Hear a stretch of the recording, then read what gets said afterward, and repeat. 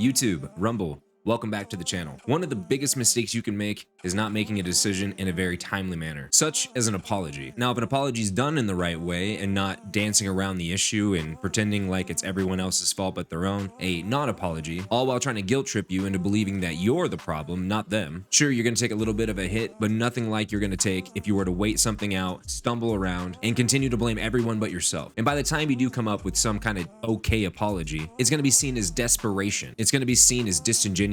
And in Bud Light's case, is actually making things very much worse. So from the title of this headline from Fox News Business, Bud Light's Mulvaney controversy deepens. Chicago gay bars roar at beer makers' abandonment of cause. Chicago organization Two Bears Tavern Group is no longer selling Anheuser-Busch products, including Bud Light and Busch Light. See, not only did you piss off your base, all the people who were drinking your products, you waited weeks and weeks and weeks to put out a somewhat half-baked apology, which was not received well by your base, but then also pissed off the other side. Now, if Bud Light came out and disavowed Mulvaney from the very beginning, it would have been bad for them. Sure, yes, the other side, it would have been very bad for them. But those people on the other side are not your majority base of drinkers. They just aren't. Do they drink your products? Absolutely. You guys make a lot of stuff. But when it comes to Bud Light specifically, I'm pretty sure your base is not in this tavern's bar. I'm sure your base was part of those frat boys you were talking crap about, but it's also just general everyday people just looking to have a beer. Because at the end of the day, this does not just boil down to Bud Light. It boils down to every product Anheuser-Busch Inbev makes. And I know this extends beyond the US. In my last video, which garnered like 18,000 views, which by the way, guys, thank you. That's insane that many people watched it. I had many people around the world, like in Singapore, who are saying that they're doing a boycott as well. This has turned into a classic case of too little too late, you guys. Two Bears Tavern Group, which owns 4 gay bars in the Windy City, called out Anheuser-Busch's InBev's abandonment of its support of Mulvaney on Thursday. The organization will no longer serve Anheuser-Busch beverages at their bars, which includes Bud Light, Goose Island 312, and Busch Light. Anheuser-Busch had partnered with Mulvaney in March, sending him a personalized pack of beer as part of an ad for March Madness in Mulvaney's first year anniversary of his gender transition. I'm sure you guys remember the TikTok of Mulvaney insulting all the sports fans, all the people who love March Madness, saying that he didn't know what March Madness was, that it had something to do with sports. So,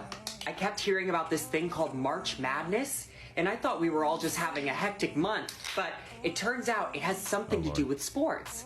And I'm not sure exactly which sport, but either way, it's a cause to celebrate. Now, if you think that these 4 gay bars are going to be the only bars that are going to be doing something like this, you're going to be sadly mistaken. You can bet that there are going to be gay bars across the country that are going to do the exact same thing. All right, let's move on. The market move led to Anheuser-Busch losing roughly $5 billion in market value and significant boycotts from conservative drinkers. Now, that's not fair. I actually think it was far more than just conservatives. I know there are quite a few people that were on the left that were against this whole thing as well. AB Inbev CEO Michael Takaris had downplayed his company's partnering with Mulvaney to investors on Thursday, pointing to misinformation spread on social media. My head kind of spins on this $5 billion market value thing because it seems to jump around depending on what news organization you're getting this information from, anywhere from 4 to 7 billion, but 5 seems to be the sweet spot, I guess. I don't know. I don't know what the real number is, and it doesn't seem like any of these people do either. It changes every few hours, it seems like. And don't get me started on this whole misinformation term that's been just really popular these last couple of years. It's turned into a term that just in itself is just so disingenuous. It's almost like if someone says it, like if I say you're spreading misinformation, even with a bucket load of proof otherwise, it's supposed to, I guess, shut you down and keep you quiet. To me, it's become a real lazy term. But what do I know? I'm just some guy drinking wine, so who knows?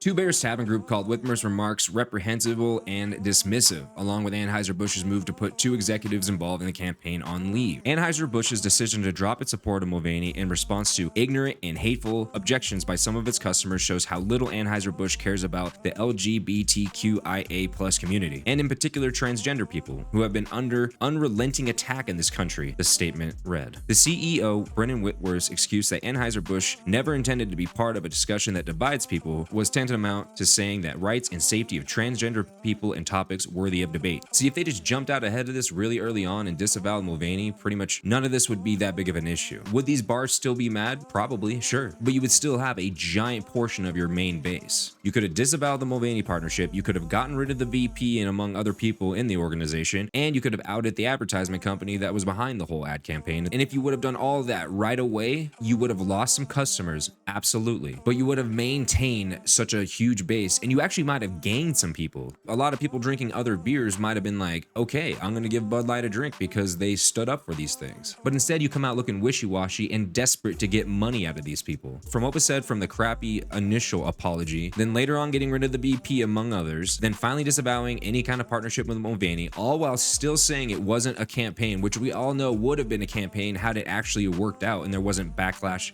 right out the gate. You guys could have basically come out of this unscathed, but instead you did a bunch of dancing in the background and try to point fingers at everyone but yourselves, and they're still not even blaming themselves, and now you get to pay some more consequences. Now you have the other side going against you as well, which, let's be honest guys, I could not be more happy about what's happening here. Exposing companies like this for what they're really about, and that's just money, and that's okay. Let's be clear, you want to make money and run a business, make money, run your business. I absolutely love that. This is America after all. We have a free and open market. You do you. But when you start tipping your toes into waters you have no business being in, expect this kind of backlash, and hopefully tenfold to the next company that tries to pull this crap. Mulvaney's audience is 13 to 17 years old. Who do you think they were trying to market to by signing up Mulvaney? Take one guess. Well, anyways, guys, that's gonna do it for this video. I really appreciate you watching. Don't forget to hit the like button, subscribe to the channel, maybe hit the notification bell so you get notified anytime I post a new video. And yeah, that's it. I'll see you guys in the next one.